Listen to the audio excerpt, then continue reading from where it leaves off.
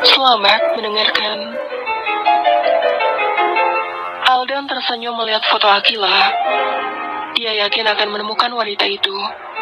Aldan akan mengerjakan semua berkas di kantor besok pagi.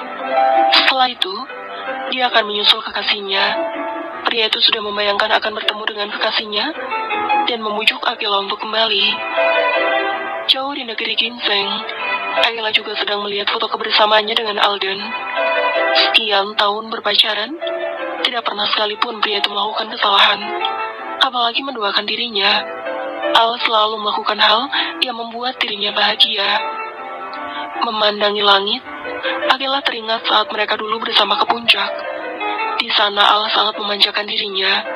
Al selalu menjadikan dia ratu. Hati wanita mana yang tidak hancur? Kekasih yang sangat dicintai dan dipercaya, ternyata sama saja dengan pria lainnya. Menduakan dirinya, yang lebih menyakitkan, dia bercinta dengan sahabatnya sendiri. Suatu hari, kamu akan mengingatku dan menyadari betapa aku mencintaimu. Maka kamu akan membenci diri kamu sendiri karena membiarkan aku pergi. Aku berkorban untuk dirimu dan kamu berkorban untuk dirinya. Walau menyakitkan, aku anggap saja itu adil. Rasanya sakit untuk melepaskan, tetapi kadang-kadang lebih menyakitkan untuk bertahan. Terkadang aku perlu melarikan diri hanya untuk melihat siapa yang akan mengejarku. Akila bicara pada dirinya sendiri. Di kediaman Aldan, Fiona masih saja memikirkan cara bagaimana agar pria itu tidak menyusul Akila. Fiona telah mengorbankan harga dirinya untuk berada di rumah ini. Dia harus bisa membuat Aldan berpaling dari Akila. Jika aku berdandan, teman-teman mengatakan jika aku juga cantik. Tidak kalah dari Akila. Kelebihan wanita itu hanya menggunakan barang bermerek. Gumam Fiona pada dirinya sendiri. Fiona yang sengaja berendam dengan air es agar dirinya demam tidak ingin melepaskan begitu saja Aldan. Dia sengaja mengabaikan obat demam yang pria itu berikan agar suhu tubuhnya tetap hangat dan bisa terus berada di rumah Aldan. Pagi harinya, Aldan yang ingin segera ke kantor lupa jika di rumah ada Fiona. Pria itu pergi tanpa melihat keadaan wanita sahabat Akila itu. Fiona yang telah bangun dan yakin Aldan akan ke kamar melihat keadaan dirinya, sengaja menutup tubuhnya dengan selimut tebal, agar pria itu percaya dirinya sakit yang cukup parah. Hingga jam di dinding menunjukkan pukul 9, Aldan tidak juga kelihatan batang hidungnya, membuat Fiona bertanya dalam hati, kemana pria itu? Biasanya dia sangat perhatian jika melihat orang sakit. Saat Akila sakit dulu, Aldan yang paling repot menjaganya. Fiona bangun. Ternyata badannya terasa lemas karena tidak minum obat dan makan. Fiona berjalan ke dapur. Melihat ada pelayan, Fiona bertanya di mana keberadaan Aldan. Bi, di mana Aldan? Tanya Fiona dengan nada sedikit tinggi. Dirinya sangat kesal karena Aldan belum melihat keadaan dirinya. Maaf Non, Pak Aldan telah pergi dari pagi-pagi sekali, ucap Bibi. Mendengar Aldan telah pergi membuat Fiona kaget dan khawatir. Dia takut jika Aldan pergi menyusul Akila ke Seoul. Fiona tidak rela jika memang pria itu pergi menyusul Akila. Kemana? Tanya Fiona dengan nada sedikit tinggi. Fiona melampiaskan kekesalannya pada pelayan itu. Dia tidak akan rela jika pria itu telah pergi menyusul Akila. Kenapa kamu tidak membangunkan saya saat Aldan pergi? Fiona masih bicara dengan nada tinggi. Maaf Non, saya tidak tahu kemana perginya Pak Aldan. Saya juga tidak tahu jika Nona ada perlu dengan Pak Aldan, sehingga saya tidak membangunkan Nona. Kamu tahu saya ada di rumah ini.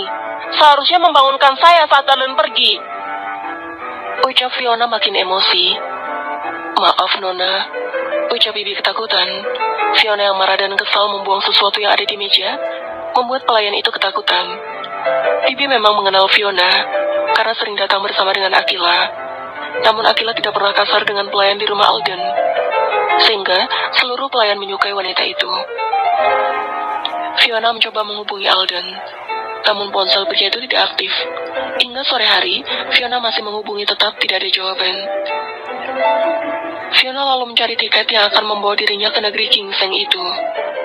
Sementara itu di kantor, Alden memang sengaja mematikan ponsel agar bisa konsentrasi mengerjakan semua berkas. Hingga jam 7 malam, semua file penting telah selesai dia kerjakan.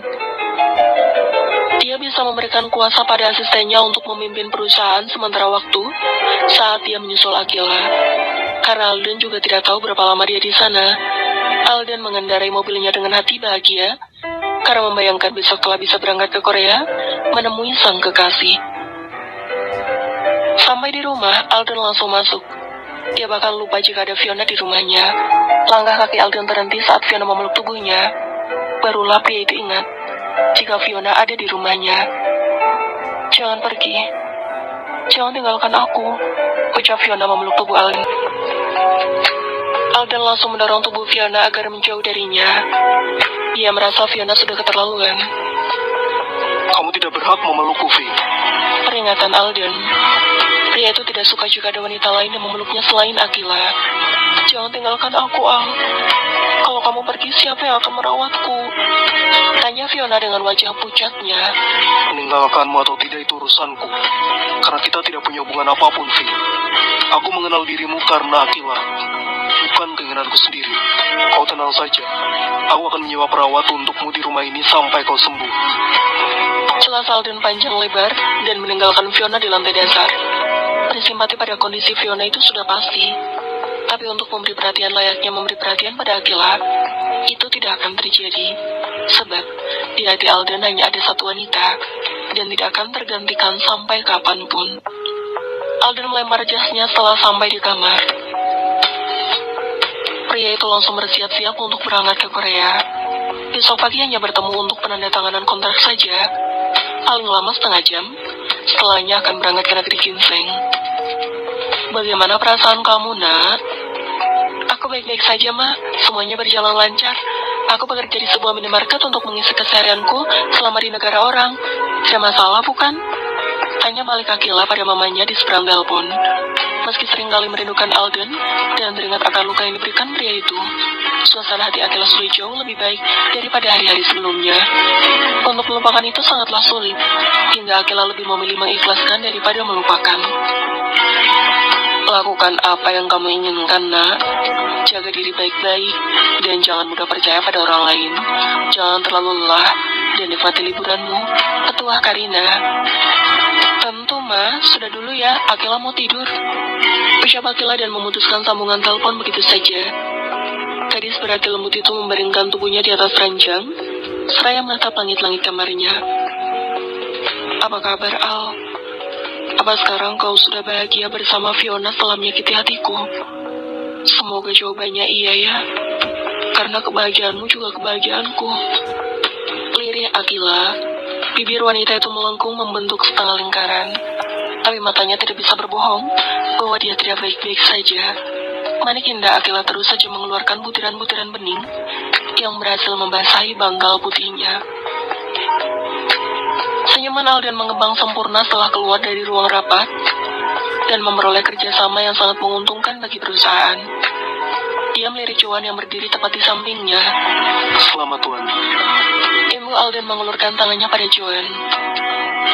Kerjasama tiga pihak akhirnya terjalin juga, tapi tidak dengan hubungan antara Alden dan Joan. Pria parubaya itu mengabaikan uluran tangan Alden dan malah menjawab panggilan dari putrinya. "Iya, sayang. Bagaimana perasaan kamu sekarang? Lebih baik setelah berpisah dari pria brengsek itu, kan?" Tangan Alden mengepal.